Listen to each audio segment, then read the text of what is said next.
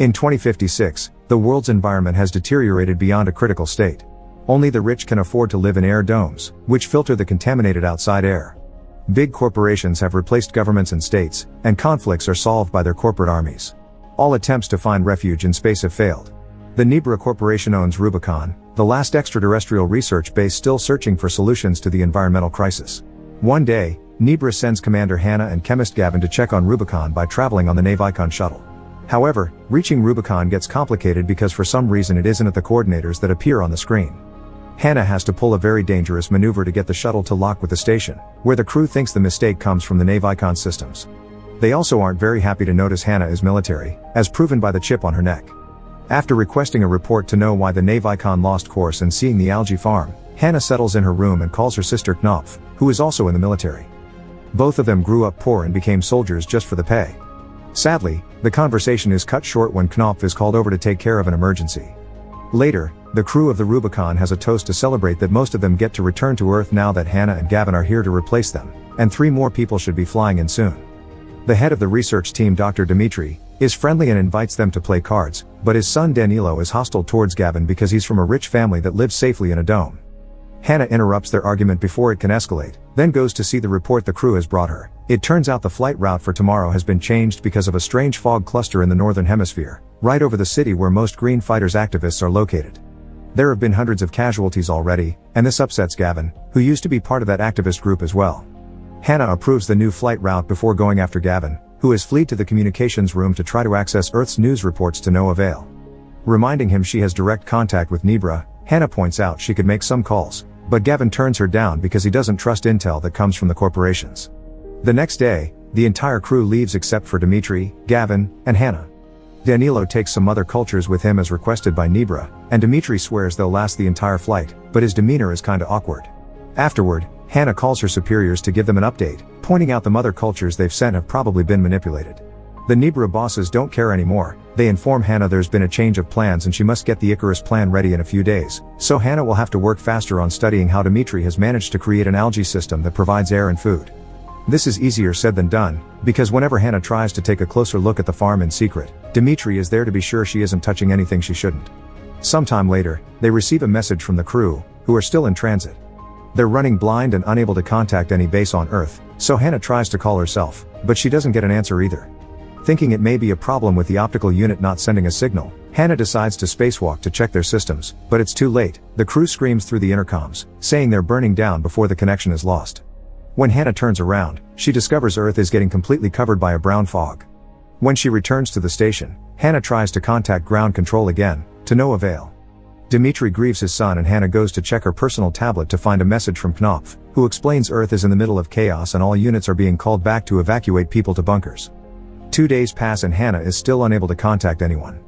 Gavin is trying to analyze the atmosphere and find an explanation for this fog. It could be the reason why they had trouble navigating when they arrived and why the crew's route had been changed, but it doesn't make sense for it to spread this fast around the planet. Dmitri won't leave his room, so Hannah tries to bring him food and ask about the algae, but Dmitri just angrily sends her away. Sometime later, Hannah decides to work on a new radio using old parts she finds around the station, but interrupts her tinkering when she notices Gavin acting strange.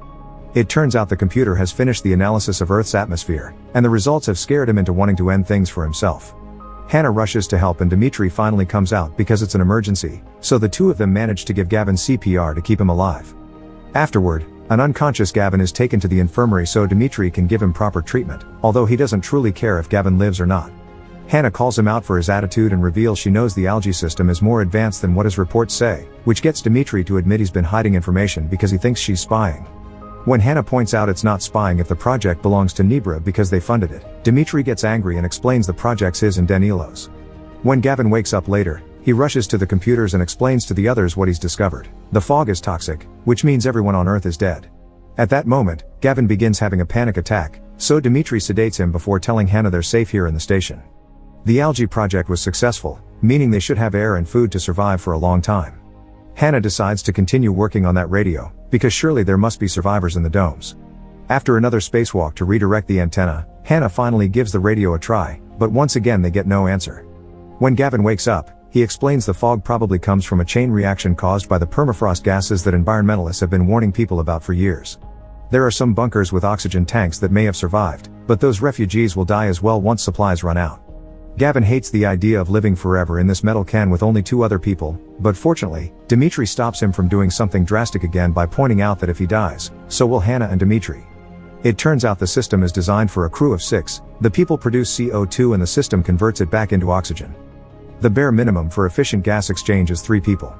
Gavin accepts to stay alive and later, he bonds with Hannah over how they feel they wasted their lives training for something that has failed, and the 2 of them end up spending the night together.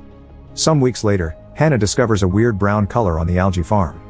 Dimitri tells her it's normal and not to worry, but after she leaves the room, he takes a sample to run some tests.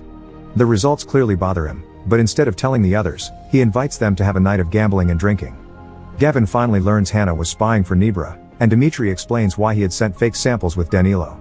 Months ago Nebra changed their contract, saying the new algae system should be exclusive for dome dwellers. Dimitri didn't mind and was ready to take the money, but Danilo was furious and turned them down, already planning to release it in the public domain. Sometime later, Hannah is throwing up in secret and discovers the weird brown substance is spreading through the algae. At that moment, something incredible comes through the communicators. A group of Nebra survivors has finally managed to make contact. There are 300 people left in that dome, and their oxygen will run out soon, so they need the algae project. Hannah is surprised they know about it, which means the survivors are all CEOs and their families. Meanwhile, Dimitri is checking the algae food gel and discovers the brown contamination has reached their supplies as well. His examination is interrupted by Hannah and Gavin, who come to tell him about the survivors. It turns out there are openings in the fog that allowed the domes to send their signal, and they should allow a ship to go through safely as well. The duo wants to rescue the refugees, but Dimitri refuses. The crew took Navikon with them when they left, so flying without it is a death wish. Gavin insists it's their responsibility to help these people, but Dimitri doesn't care because it's their fault that Danilo is dead. After Gavin stomps out of the room in fury, Hannah begins feeling dizzy, and Dimitri begins suspecting it may have to do with the brown goo. He decides to take a blood sample from Hannah under the excuse of a routine checkup, and Hannah uses the moment to try to change his mind again. However, Dimitri just points out that these CEOs only care about themselves. Hannah and Gavin discuss the matter in private and decide they'll be leaving with or without Dimitri, so they'll take the samples by force if necessary. To stop them, Dimitri finally reveals how far the brown goo has spread and explains it's Hannah's fault. The algae feed from the crew's urine and the station's nutrient cycle. They also are sensitive to hormones. This can only mean one thing: Hannah is pregnant. Hannah refuses to believe it because soldiers are supposed to be infertile, but Dimitri explains the chip may be malfunctioning because she's lost contact with the ground base for a long time. The algae are going to be fine, but Hannah's baby won't be if she goes down there. This isn't enough to make her change her mind, but it does change Gavin's, and now he wants to stay as well. Hannah begins spending long hours on the simulator to practice landing the station safely through the small gap in the fog. Gavin tries to talk to her and hears her out when she says the station isn't a place to raise a baby, inspiring him to accept to go back to Earth with her. Dimitri can't survive alone in the station, so he has no choice but to go with them. The trio gets ready to leave, but the shuttle isn't working well. The cooling systems have shut down for some reason, and now the shuttle's gas tanks are overheating. It'll blow out any minute now, so Hannah disconnects it from the station and lets it float away until it explodes far from them. This means they're now stuck in the station forever. Gavin is angry with Hannah for not trying to think of something else first, thus he'll send a message to Earth with the news alone. The CEOs tell Gavin he should ask Hannah about Icarus, so she proceeds to explain it was her actual mission. Once she put her hands on the algae samples, she was supposed to bring down the entire lab, which can be ejected and flown down separately. However, it's not made for passengers and it can't be steered. As dangerous as it may be, Gavin still thinks they should try it because 300 people are more important than 3, but Hannah stays hesitant. Later, while Gain sleeps, Hannah discovers a trail of algae on the wall and follows it into a panel where she discovers the cooling system had been sabotaged. Hannah comforts Dimitri, who admits he did it, but his intention had only been to delay, not to explode. Hannah calls him a coward and makes him get the Icarus system ready, which Dimitri knows about simply because he studied the station in his free time. But if Hannah knew about it all along, Dimitri realizes Nebra sent her on purpose because they knew a catastrophe was coming and told nobody about it. The CEOs had their bunkers and didn't care if others survived as well, so Dimitri is sure that if they had to share the algae with the crew, they wouldn't. Doubt grows in Hannah's mind. When they call ground base to tell them they'll be dropping down with the lab, Hannah asks to talk to one of the soldiers that worked on the evacuations.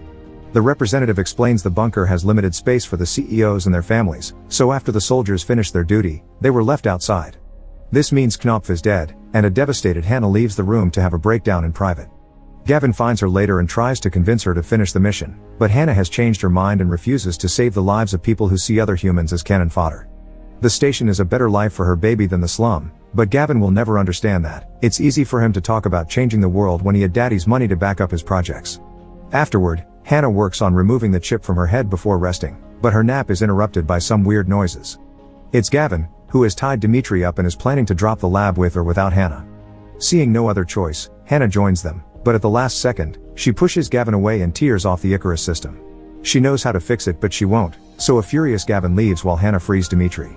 Later, Hannah finds a message from Earth on the computer and deletes it without listening to it before turning off the communicators. Then she goes looking for Gavin, but unfortunately, there is bad news waiting. Gavin has sacrificed himself and the only thing Hannah finds is his body. After Hannah and Gavin say their goodbyes, they release Gavin's body into space. Seeing as they need 3 people to produce oxygen, Hannah now wants to start fixing Icarus as soon as possible, suspecting Gavin sacrificed himself to oblige them to go back to Earth in order to survive. Dimitri's shocked to hear this and has a breakdown because the 3 people excuse had been a lie to stop Gavin from doing precisely this. Years pass, and Hannah has a kid that she names Knopf after her sister. One evening, the child is wandering around and finds the old radio, which suddenly comes to life with a message from Earth. There's a group of survivors in the south that has finally come out of the bunkers, and they invite Knopf to join them. Make sure to subscribe and turn on notifications so you can watch more videos like this. Thanks for watching.